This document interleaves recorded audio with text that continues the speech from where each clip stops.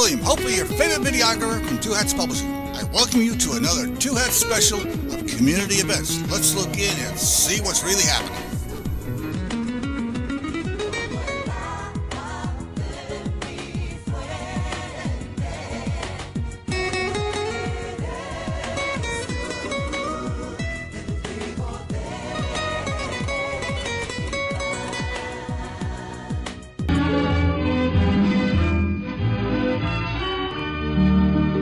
And good afternoon and welcome to Lambda Weekly. I'm Dave Taffet here in the studio with Lerone Landis and the late Patti Fink, and it's just us today, and we're going to discuss some news, some stuff that went on this week.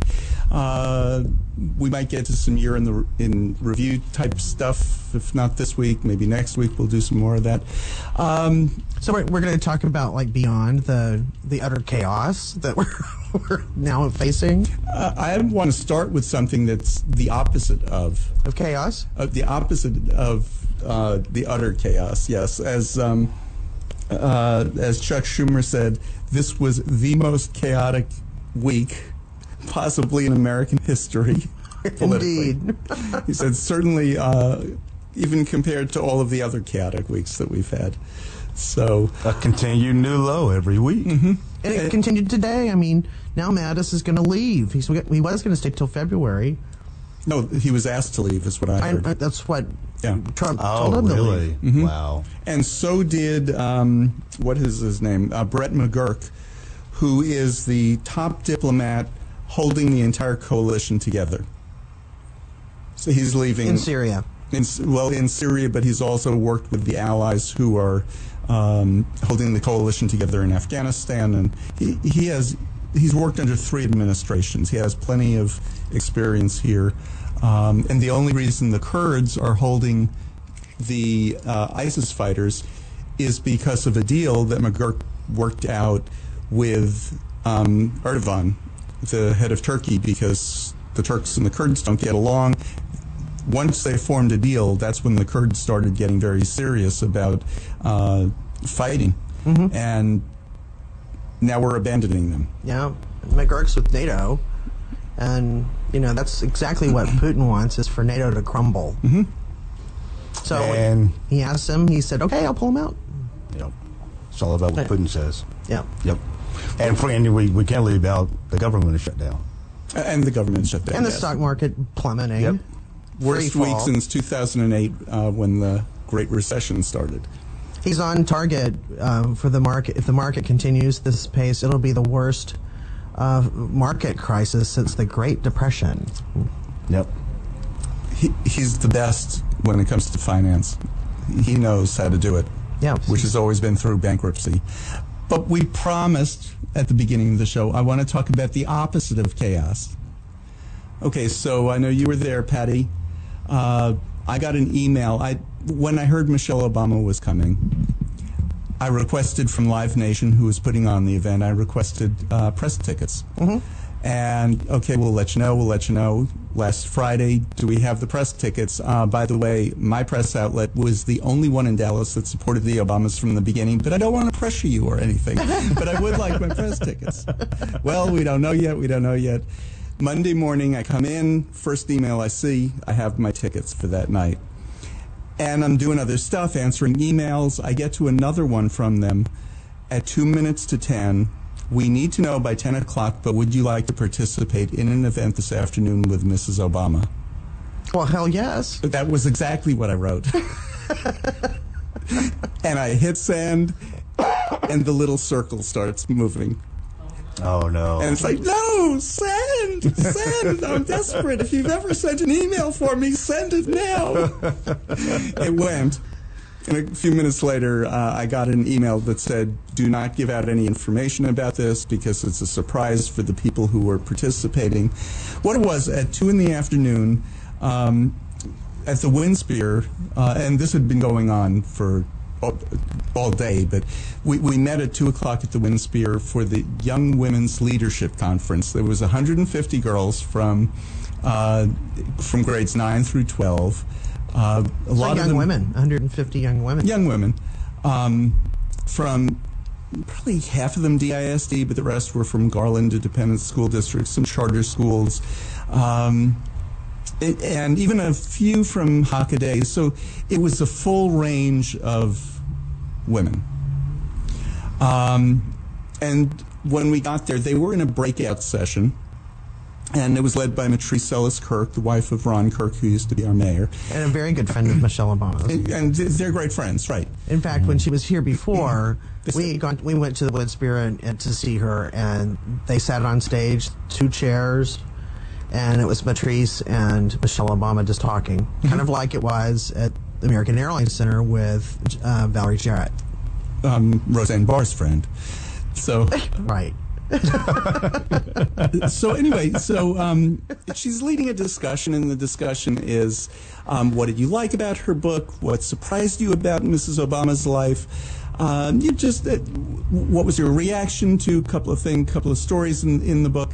And the girls are talking, and one Muslim girl said, she was an outsider in school always, and sometimes I feel like an outsider, so she gave me some confidence that I can succeed too.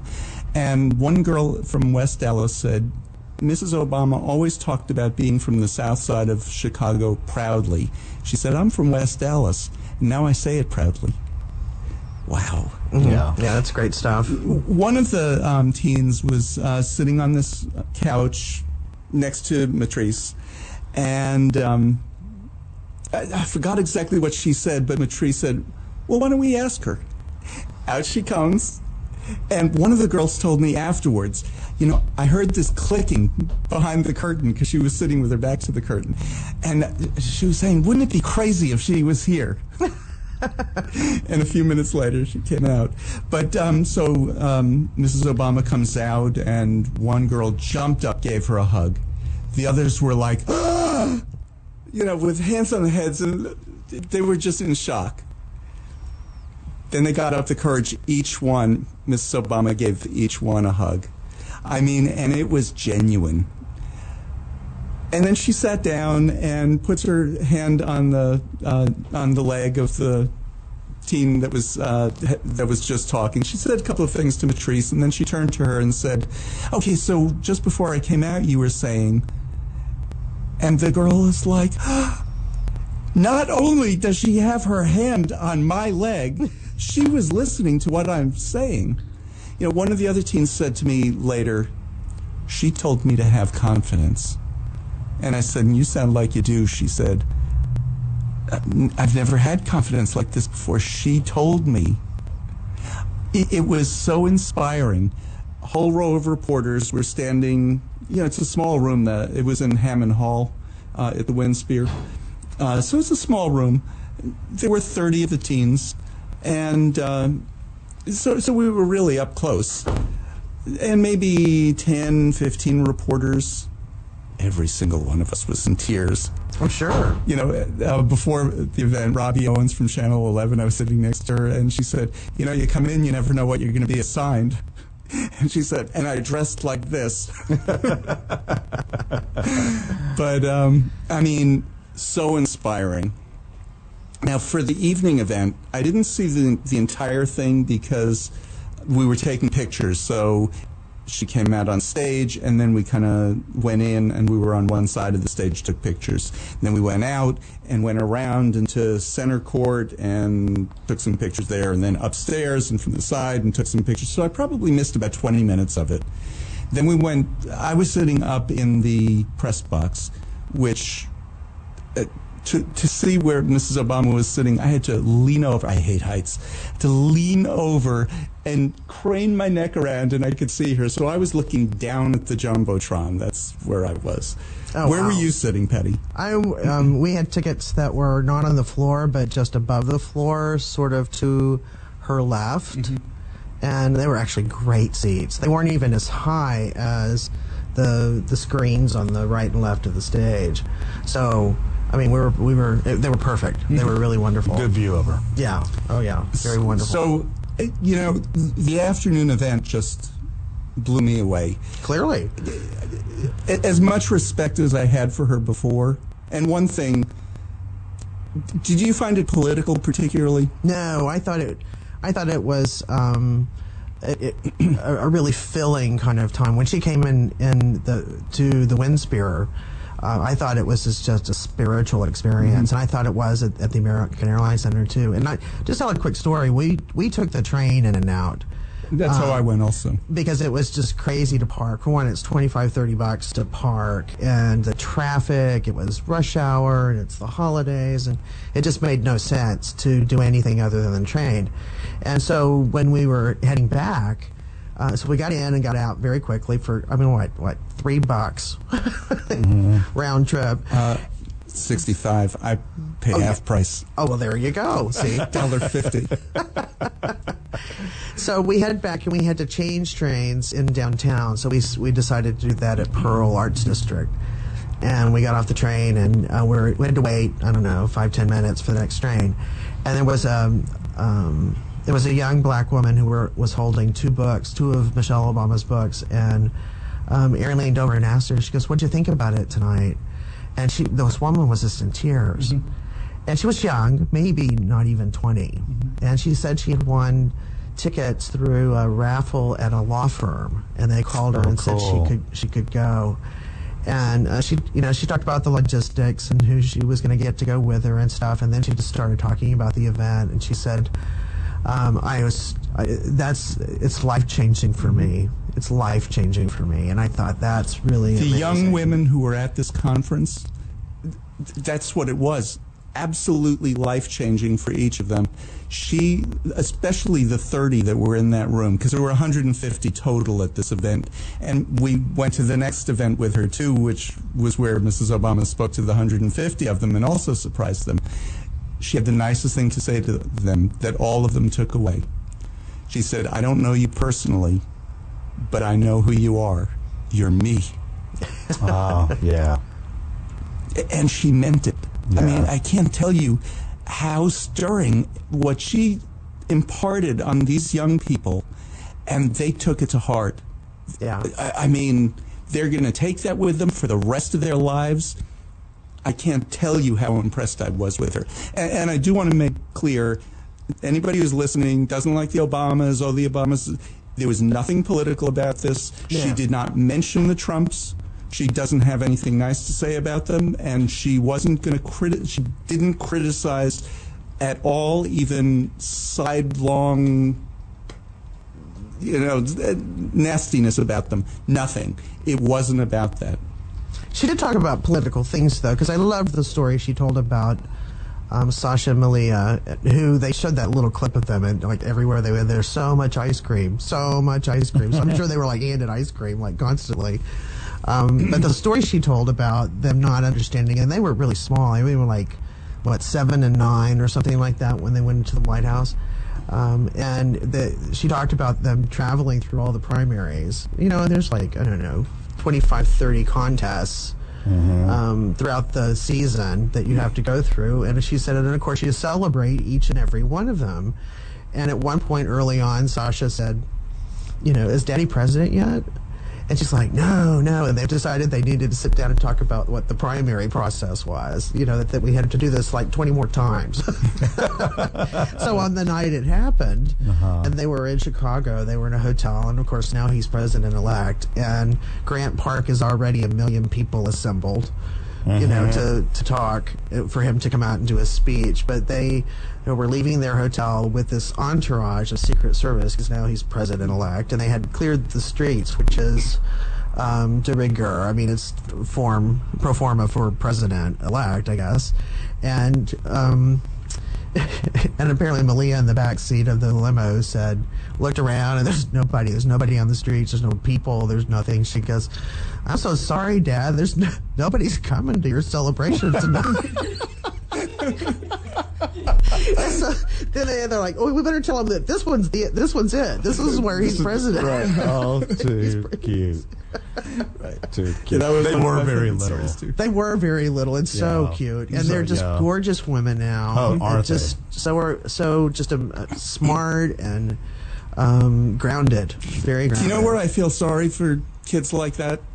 They have to follow in their parents' footsteps. Yeah, but how do you do that? Yeah, but their parents were. I'm sure are I mean, just knowing what we know of them, are you be you. Right.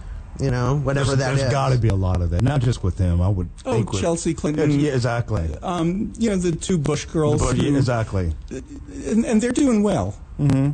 You know, I'll say this about Jenna Laura. Bush. Oh.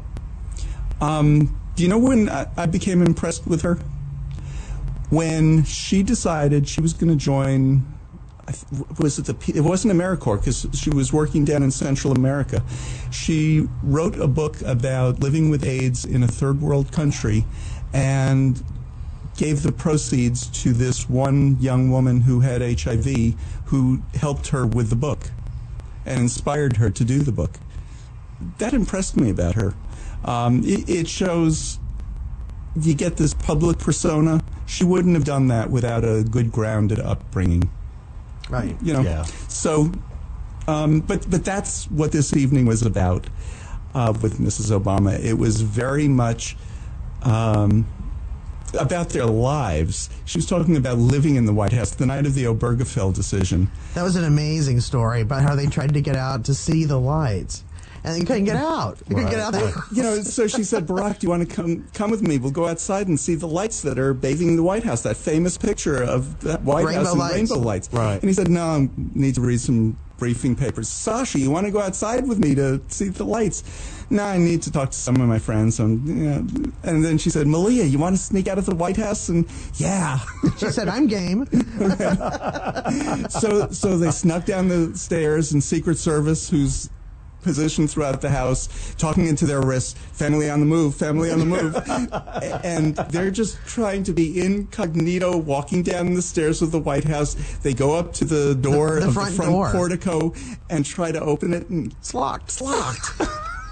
She didn't know that because she never tried to sneak out of the house before. So she enlisted the aid of a female Secret Service agent who couldn't stop her, but she knew this one would help, who got them out through some servants' quarters, a tunnel or whatever, and they were able to go out on the lawn and actually see it. So That was a great story. It was. yeah. We just wanted to go see that. And that was the same day as the funerals for the Mother Emanuel. The massacre that happened in was it Charleston? Mm-hmm. Yeah, Mother Emanuel Church. The Mother Emanuel Church, yeah. So, yeah. And they had just done that service that day and then returned to the White House that night. And the Obergefell decision had occurred that day. Very We need to take a break. You're listening to Lambda Weekly on 89.3 Knon FM. I'm Dave Taffet here in the studio with Lerone Landis and the late Patti Fink. And more of this chatting when we get back. This is Rollins Gilliland, and I'm listening to Lambda Weekly on 89.3, and darn glad to be doing it. And welcome back to Lambda Weekly. I'm Dave Taffet here in the studio with Lerone Landis and the late Patti Fink. We're just talking some news and how our weeks were. Patty and I got to see Michelle Obama when she spoke at the American Airlines Center this week. Before we go on, Patty, I just want to mention, this was not a book tour by a politician or somebody in politics. It was run by Live Nation. Mm-hmm. This is the first time DART has ever run a special event train for somebody speaking at a book tour. You know, just don't do that. When you walked into the American Airlines Center, there were T-shirt kiosks set up with T-shirts that they were selling, like when they go low, we go high. And there's a variety of T-shirts, one with just a big picture of Mrs. Obama. There were cutouts of her around the arena that people were waiting in line to take selfies with. They were selling books, of course, nachos, because what else do you do at a book tour but you buy nachos for your stadium seat? Right.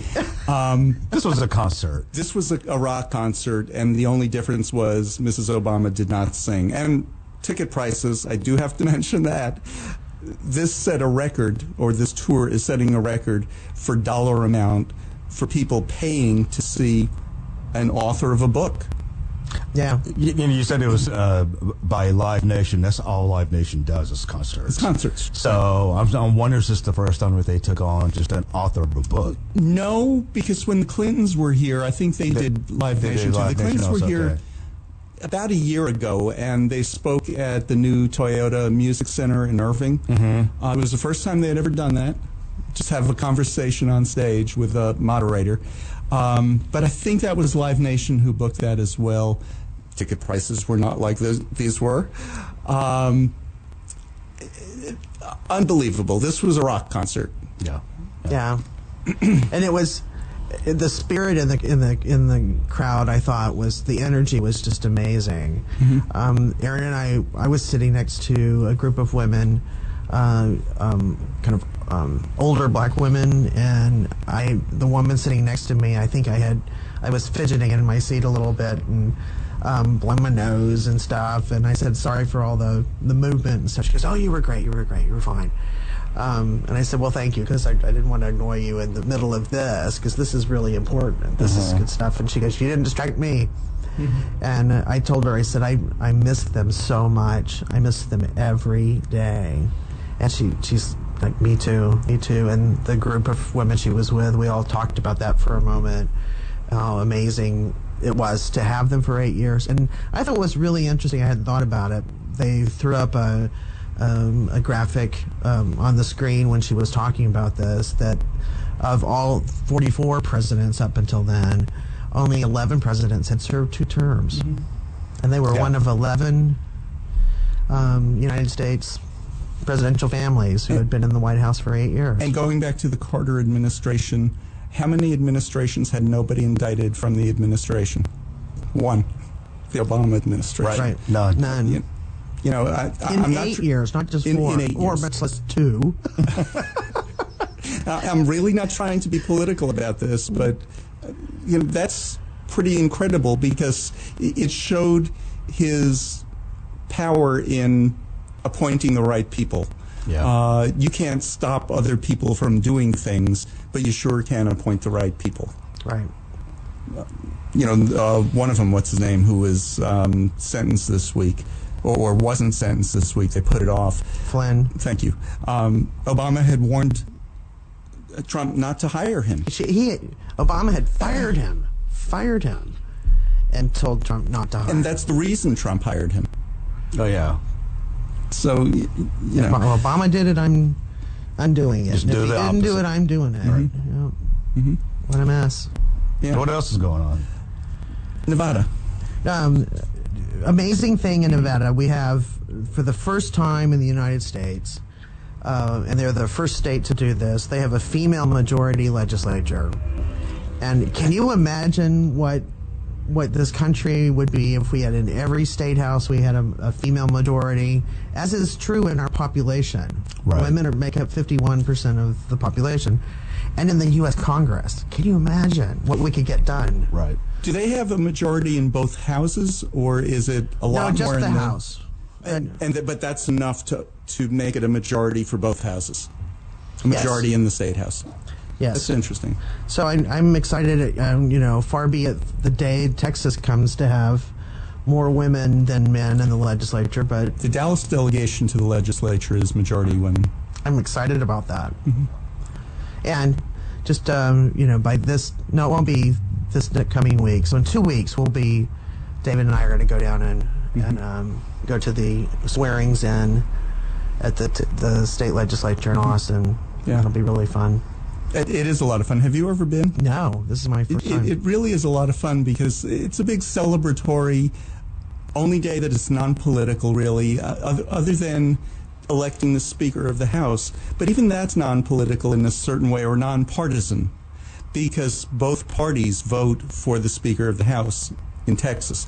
Nancy Pelosi doesn't need to woo Republicans to vote for her, because it's just the party in power that votes for the head of their party. No. Everybody votes for Speaker. They're going to lose. The other side's going to lose, but everybody votes for Speaker. Oh, everybody. Oh, okay. I thought it's just the... Oh, okay. Yep. Okay, well... It's just they have the majority. They're going to win. Right. They're going to win the vote. as long as they have all the votes. Right. That's why it was so important that those who were defecting, who were saying they ran on a campaign of not voting for Pelosi, could blow it up. They could blow up the whole Speaker race. So yeah, everybody votes. Wow. So. Well, in Texas, it makes a difference. Yeah. Because a couple of years ago, when Joe Strauss was up, 4 years ago. It was 4 years ago where the Collin County reps, it was 4 years ago. Collin County reps staged this insurgency that they were going to nominate one of their own, and 19 of them, not from Collin County, 19 House Republicans voted for the Collin County rep. Strauss had all the Democrats behind him, and so that's what made the difference.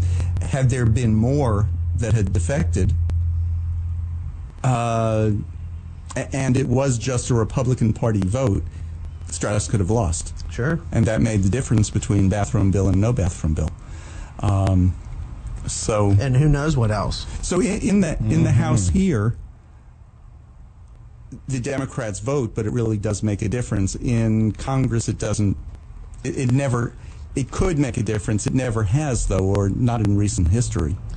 I don't know. I don't know what the history is on the Speaker. I'm sure it's very rich and colorful, in the last 200 plus years. Mm-hmm. But and the Speaker of the House is third in line for the presidency. Mm-hmm.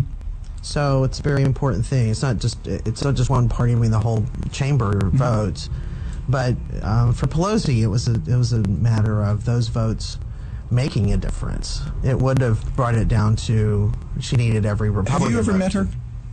Nancy Pelosi? Mm-hmm. Yes, I have twice. And what's your impression of her? I like her.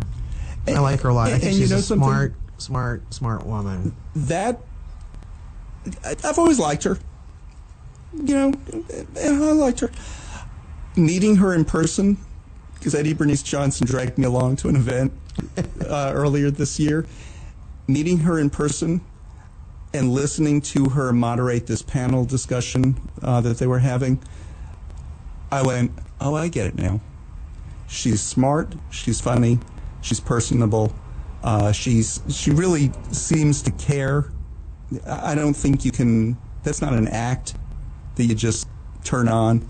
And listening to her, it was like, aha, I get it. I get it with her. She knows the rules, and she's just not afraid to use them. And I think anyone who had any doubts about her representing the party as the Speaker of the House in a majority Democratic House, all those doubts have been put aside now after she was on live TV. Were they doubts, or were they... Because as I've read, some people just thought it's just time for some new blood. Well, I think that's still true, and she's got to deal with them in order to get their votes. And she said she will not be Speaker longer than 4 years. I suspect she will do these 2 years, because the House is up every 2 years. Mm-hmm. She will do these 2 years on the promise of not exceeding 4. But if she does the 4, there'll be 2 years where she'll be lame duck. People know she's going to be gone. I suspect she's going to retire after these 2, so that everybody believes she's going to do another How old term. Is she? She's in her 70s. She's mid-70s. Mid-70s, okay. You never know it from just talking to her.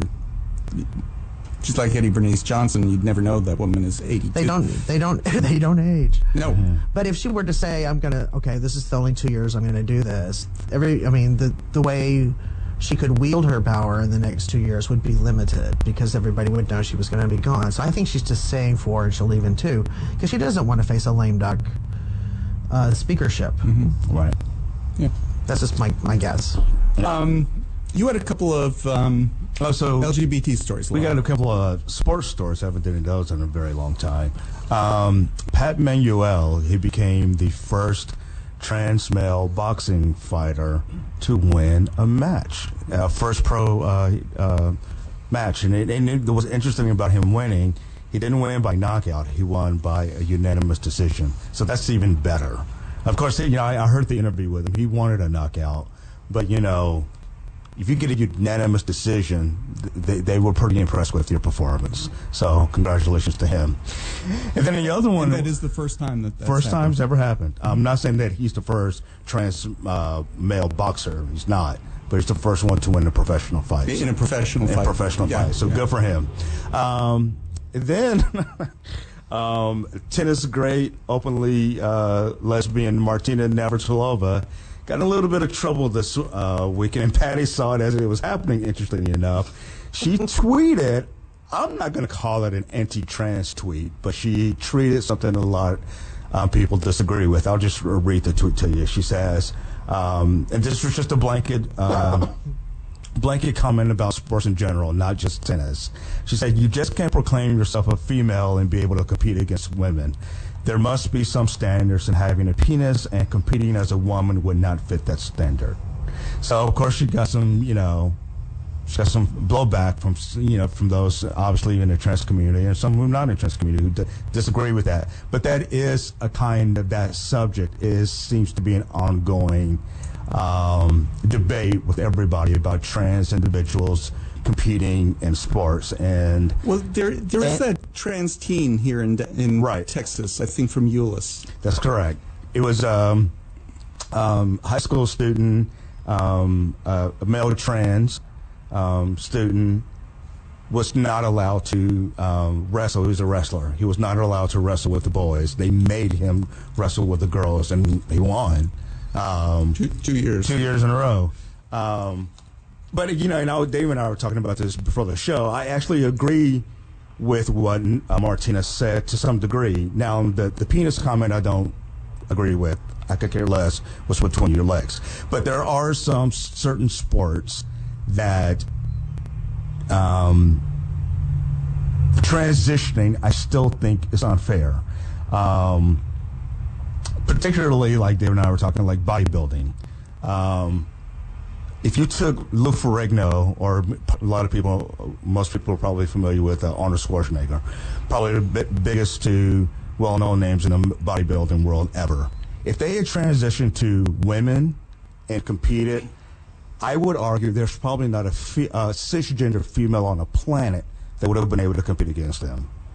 All the hormones in the world is not going to do anything. So sometimes I do think it's unfair. Also, I'm an avid track fan. I used to run track, and in the Olympics, the measure by the measured race, the standard race is the 100-yard meter dash, and the fastest time for a cisgender female won't even qualify you for a male final race. That's how big of a difference it is in some sports. I'm not saying all of them, but some of them, switching genders, it still doesn't do anything to the rest of the body, and I just don't think it's fair. And you're talking about where height matters. Height matters, weight. In all sports to some degree are they segregate. Like in boxing, all males don't compete against other males. Muhammad Ali wouldn't have been able to compete against somebody in a featherweight. He would have killed them. We're talking about a 6'4" against somebody who's my size, about like 5'8", 165. So, whereas I agree, the part where I agree with Martina is there needs to be standards certain met. Like to be a fireman, you have to pass a test, and for the longest time, females weren't allowed to be firemen. Well, now they can because they meet the standard. They meet the physical standard. If they could do that in sports, I have no problem with it. So I'm saying there are standards, but sometimes those standards are not going to be met. Well, I don't think that's in the context of what they were talking about on Twitter. Was a guy named let me get his name, Paul O'Neill, who's a Canadian, and he claims in his Twitter profile that my heroes growing up all played with wood tennis rackets, McEnroe, Borg, and Martina. And he kind of called her out on Twitter, and he said, he was talking with someone else, and he says, I agree 100% in your cause, but in all my experience, in the more conservative world that I live in, I have never heard any man support this ridiculous position, meaning trans women competing in the sports. This is an issue predominantly voiced by the left and mostly inclusive women and, frankly, prominent lesbians like Martina. And Martina chimed in and she said, because he tagged her, she says, what am I voicing here exactly? Really hate it when people put words in my mouth. And then someone else chimed in and says, "Oh, I wasn't the one who called you out or anything." And she says, "I wasn't talking to you. That was that one was for Paul." But I don't think there is any point in talking to him anyway. For me, it's all about fairness, which means taking every case individually, and there is no cookie cutter way of doing things, in my opinion. And then, which is where I don't like Twitter sometimes. Yeah, because you don't get the context. Exactly. And if these things have been deleted, then we don't have that context. Right. And that's why I was screenshotting. Good for you, Patty. The whole time it was going on, I thought, this is going to go away, I bet. But being on what she said, I think for me personally, it's not. I've never said, and I don't think most people would agree that trans individuals can't compete. Of course not. That is discriminatory. But the bottom line is, you want to make it as fair as possible. Yes. And how to go about that, I don't have the perfect answer. But that's what I took from it. But yeah, she had to delete that. Mm-hmm. Yeah. But to her credit, she said, I clearly need more education. I'm going to go get that education. I'm going to do it privately. And my understanding is that Renee Richards has stepped forward to provide some of that education. And who is Renee Richards? Renee Richards was a There's dentist. a David link to it. That's why I was threw a it to dentist him. in my hometown. And she, when she transitioned, became a professional tennis player. And my mother was friendly with Renee Richards' wife before Renee Richards transitioned, which is how I know them.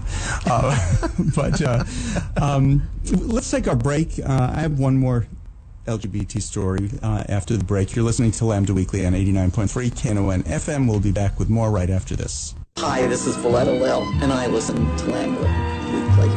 I hope that you will too. And welcome back to Lambda Weekly. I'm Dave Taffet here in the studio with Lerone Landis and the late Patti Fink, and we're just talking a little bit of the news today.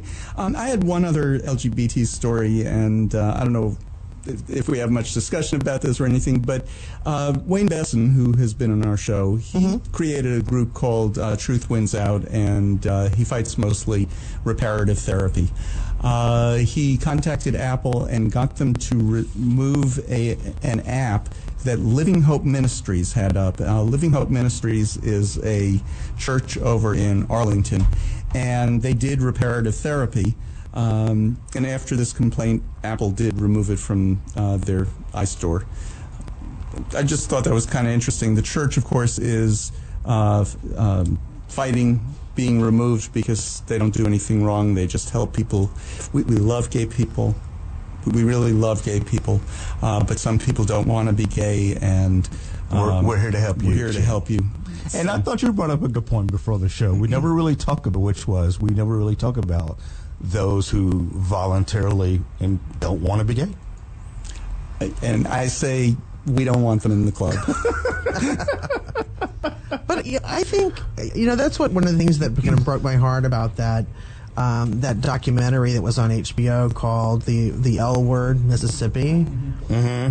Have you seen this? Mm-hmm. They go through and talk to a lot of all races, of all kind of creeds and such in Mississippi, these women, and many of them buy into that. They say, "Oh, I know I'm going to hell." Yes, it's sad to watch. Yeah, and it's because they have that view.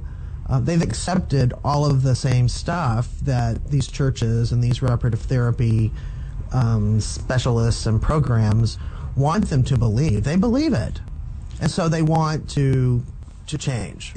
Here's my argument to that. Okay, so Patty, you don't like that you're a lesbian. You believe in God, and you believe in a God that makes mistakes. Well, that's your argument against them. They're saying that I believe that the Bible says that I'm going to hell because I'm gay. I believe that the church is right when they say I shouldn't be gay. I believe it when all these people tell me that I'm going to hell and I'm beyond redemption unless I change. That's what they believe. So yeah, that's what the way they they've believe. been raised. But to David's point, then they must believe that God made a mistake. Right, and that's your argument to them. Josh? But I don't think they believe. I think they somehow still think it's a choice that they are choosing that. That's what I think. I've seen what Patty's talking about. They don't say that. It comes across as it's I don't know. They kind of contradict themselves. They willingly admit that they can't help this. This is how they are. So they don't use the choice argument, but it is wrong. So it's like I was born like this, but it's wrong. Then God created you that way, and God created you as a mistake. Right. And I don't believe that. Right. And supposedly God doesn't make mistakes. And if you posed that question to them, I don't know what they would say. Yeah. But I do know that there are a lot of people who were raised in that kind of environment. I was raised in that environment, and told the many horrors of being gay. Of course, I don't believe that now, but many people who seek reparative therapy voluntarily, I think, do fall into that way. They do believe it. They do believe it's a consequence for their soul. Yeah. That they need to have some sort of corrective action in their lives. And then there are other people who are put in reparative therapy against their will, or they certainly don't believe it. But and Celia Israel filed a bill to prevent that. And I think that's awesome. And more states are starting to ban that practice, particularly for minors, 18 and under, and who are the ones who are forced to go. And Celia Israel, for anybody who doesn't know, she's a representative from Austin in the Texas legislature. She's one of 5 golden lesbians in the legislature. Because coming up as of January 8th, we've got 5. Count them, 5. That's awesome. That's wonderful. They have a rainbow caucus. That's what Jessica, who was on our show last week, said. Yeah, we can start a caucus now. Right. And some people will argue, well, it's not 5 lesbians. Mary Gonzalez is pansexual. Right. You know what my answer to that is? I asked Mary, and she said, "Oh, I don't give a and I can't say the word." and Erin Zwiener, who's from Dripping Springs, which is southwest of Austin, she's one of the 3 new as LGBT Julie Johnson people. and Jessica Gonzalez from Dallas County. Erin identifies as bisexual. So we're not labeling everybody lesbian, but works better if we just call them the 5 golden lesbians. And by the way, Patty, when you were saying, then you would have to believe that your soul is going to hell. Since you don't have a soul, you don't have to worry about it. Well, I don't think I'm soulless, but, maybe some people do. I don't know. But, if they do, then I'll be like, Right. Yeah. So, talking about choices, this argument between choice and biological mistake, you kind of have an interesting one about, which I think brings up that conversation, about another country who's protecting trans individuals. Yes, Pakistan now has banned discrimination and harassment of trans people in the workplace. Out of all places, Pakistan. Why do you think that is? I think they get it. I mean, Lerone and I were talking in the break about many countries in India, certainly in Nepal. Nepal was the first country in the world to do trans protections. They see what they call third gender. And that's exactly it. My brother-in-law, who's from Kenya, we were looking up one day what some of the most homophobic countries in the world, and Uganda's like at the top of the list. And interestingly enough, and India, also some other third world countries, there are more protections or more respect for trans individuals, and they have names for them. Because than they do for bisexual or lesbian or gay people, because somehow they're looked at as a third gender or a biological mistake, as something that they couldn't help. Whereas they see lesbians and gays, that's clearly a choice. And it has, I think, too, that the stigma of gay people being about sex and trans people being about gender. Exactly. So there's a kind of a flip of stigma. There's not a stigma for trans people in those cultures, and there is a stigma for being gay or lesbian. And the other thing that happens in some cases is when you transition to live your life as the opposite sex of what you were. Well, you were lesbian, now you're straight. You're still attracted to women, so now you're straight, so there goes the gay problem.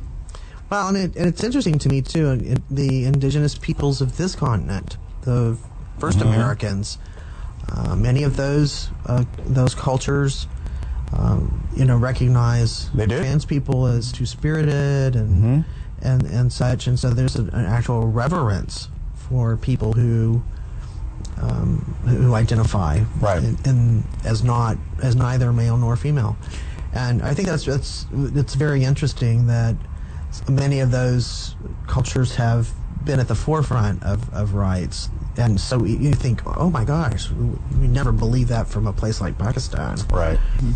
Wow. Because I bet you anything, if you look up and see Pakistan's laws referring to gay or lesbian people, I bet it won't be the same. Yeah. I'm gonna take that bet. Yeah. Or not join in that bet, because that's a sucker bet. Yeah. When you say, though, Native Americans and some of the different tribes who believe in third spirit people, or two-spirit people, and having a third gender, there are a number of tribes that are very accepting of same-sex relationships, too. In fact, one of the first that completely recognized it was one of the tribes in Oklahoma. I know somebody during the whole marriage equality debate decided they were going to go to Iowa or something when there were just 2 or 3 states that were performing same-sex marriages. And then he said, you know what, let me call my tribal council and see if they'll do it. And they said, yeah, we've been doing these for years. It was under the radar, but nobody could, on a state level or federal level, could regulate who they married. Sure. So they just did it. And when Oklahoma had marriage equality long before Texas did, it wasn't new to Oklahoma when they legalized it, because the reaction from several of the tribes was, yeah, we've been doing this for years, which I loved. So, Patty, you know, we're right. What? So I just looked it up in Pakistan. Same-sex sexual activity is illegal, and no fine no less than 10 years of imprisonment, no age of consent, no recognition of same-sex couples, LGBT people are not allowed in the military. But in 2010, they gave the right to change your legal gender, and a third gender was also recognized in 2010. So just like we said, trans people, oddly enough, in some of these countries, far off better than LGBT people. Well, and you know what? Just because rights in this country advanced through the LGBT side of the LGBT, so in that country it's advancing through the T part of the LGBT, and that's great. That's great. It's one of the reasons we need to just continue working together and don't buy this right-wing garbage of, oh, we need to split the LGBT off of the T, and that way we can discriminate against the T. And no. I saw an interview recently with, I can't think of her name, lesbian actress, comedian. She's been around for a while. She's on Orange is the New Black, short, dark hair, wears big, thick glasses. Oh, what is her name? Tia Delaria? That's exactly her. Love her. Anyway, she was saying that she look like for the charades thing. right. You like got she's it. a lesbian. Who is she? She's a lesbian. You got it. Her. You got it. Fairly much lesbian, short, dark hair. She was saying that she was kind of tired of the alphabet soup, what she calls it. She thinks that we need to do away with the LGBTQI altogether and just call ourselves the queer community. I've seen editorials about that. Yeah, what do you all think about that? I think the last time we did that, we called it the gay community, and it included everybody, but everybody didn't feel included, and that's how the alphabet got started. So I'm all for that. Yeah. I think the queer community would be great. I think there's some older folks who would reel at the use of the Q for queer. I'm one of them, but we've talked about that, but believe it or not, I'm actually kind of coming around with the word queer. I am too. I think it would be great. It would be a lot simpler to talk to people about the queer community. Yeah. And because the alphabet soup is getting really and muddled. some of us are dealing with sexual orientation issues, and some with gender identity issues, some with both. Some with both. Yep. Before we end, we have about 7 minutes to go, but before we end, Ruth Bader Ginsburg. Man, I'm telling you, Like that. I showed Patty this picture a couple of weeks ago. They had a picture of Ruth Bader, and she was wearing this saran wrap. Well, No, I'm sorry, bubble wrap. Bubble wrap. Bubble wrap. here's It's my like, theory. yes. Here's my theory. She's a cat. She has 9 lives. She's been through 3 of them. She really that we know has. of. But you She'll know, be fine. one of the things I thought was very striking this week in that story that she had undergone surgery on a Friday, no less, to so she could be back on the bench for oral arguments and such. But it was because she broke those ribs that they discovered those cancerous nodules in her lung, and were able to remove those and say they got it all. So you know, there are blessings in some things. There are. Because it could have gone undetected, and she would die of lung cancer undetected. Right. And so that I'm very happy for her and her family, and I'm certainly happy for us. 9 lives. Yes. Yep. That's all I can say. Only been through 3 of them. And she was the deciding vote, and gave her a vote from the hospital bed. And what was the case? What was the? I don't know. They reported that also. I forgot what it was. Don't know. Did we talk about this last week? I don't think we did. Kavanaugh, the newest Supreme Court justice, one of his first votes was a surprising vote. He voted not to hear a case against Planned Parenthood. He voted with the Chief Justice of the Supreme Court and the 4 liberals, and they decided not to hear it. It only takes 4 justices to hear a case, so he was actually a deciding vote. Had just the Chief Justice gone with the 4 liberals, That would have been they enough. would have heard it. He decided not. What do you think of that? Oh, I mean, let's face it. John Roberts too is in the center. He's our swing vote now. He is pretty much a swing vote, John Roberts, and in fact, there was a vote that he carried that. Let me see where it was. Do you think... I don't know if there's About to answer your- Trump's immigration ban. Yes. But to answer your question, I don't know if we should read too much into it. It certainly was a surprise. It was. Because conservatives are furious at him because they want to get rid of Planned Parenthood, because I'm not sure why, but they do. I say that because, if I recall correctly, Roberts had heard, before he was even on the Supreme Court bench, had argued for an LGBT case when he was at a law firm, and he helped them win. So that was what people thought. That may have been indicative to how he would be on the Supreme Court. And no, when it came out, he still ruled against us in the Obergefell case. So I don't think that's always indicative. I wouldn't read too much into it. If it actually got to the Supreme Court, he may have ruled completely different. Sure, but it didn't get there. It didn't get there. And so the lower court ruling, which helps Planned Parenthood, Stays. Yeah. I think most people thought he was going to be intractable. Here's what I think. Because he's expected to be one way, and because his nomination hearing went so badly, I mean, nobody would call that, even people on the side where he won, nobody would say that that was a successful hearing that he had. Right. He showed a horrible temperament when he was on the Horrible. when he was at the table talking to the senators. I think he did it as a surprise. If he really thinks Planned Parenthood should go, there'll be other cases. Planned Parenthood's not worried. They're going to continue to be attacked. I think he's going to come out with a few surprising votes this year, and almost be the swing vote this session. It could be. This session. Could be. It could be. Mm-hmm. And there's, Masterpiece Cake is coming back through with another case. Yep. This time involving a trans woman who ordered a cake that would be blue on the outside and pink on the inside. And Masterpiece Cake refused to make it. And this is contemporaneously with the gay cake, the gay wedding cake. So it wasn't like this trans person knew because they were in the news or something and deliberately came over and tried to get a cake. It was all done around the same time period. So this woman didn't know. Okay, here's what I think about that.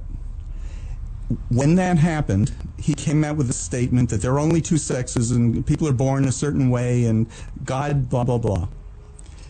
If he just didn't want to do it and didn't want to insult anybody, which he does, Right. I mean, he's apparently a really horrible person. There are ways to say no that's not going to insult somebody.